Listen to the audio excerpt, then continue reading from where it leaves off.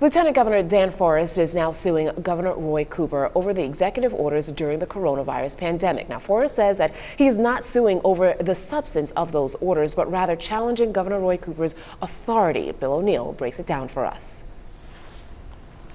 The lieutenant governor says that no one is above the law, not even the governor, and that his lawsuit is the only option left to stop him from shutting down the economy.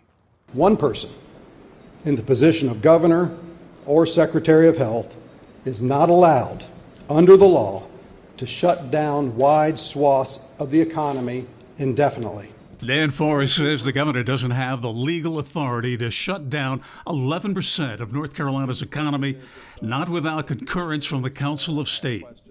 That 10-member council, which has a Republican majority and includes the lieutenant governor, has not joined the lawsuit. They didn't have an appetite to do this. They were really just kind of like we were hoping that the General Assembly would be able to deal with these issues. Governor Cooper's office says the governor does have the power under state law to issue directives without the approval of the Council of State. His most recent order calls for a statewide mask mandate.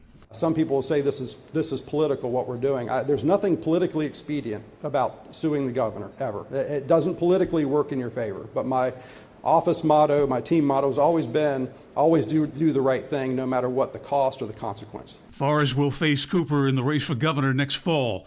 In addition to challenging Cooper's authority over executive orders, Forest calls for North Carolina to take a new direction on the pandemic. I think it's time to make the shift away from a fear campaign, which is just about the numbers increasing every day, to a campaign of hope. We know that the death rate is actually decreasing. Dan Forest says in a crisis, rule of law is more important than ever, and that a judge will decide whether or not Governor Cooper overstepped his authority. In Greensboro, I'm Bill O'Neill, WXII 12 News.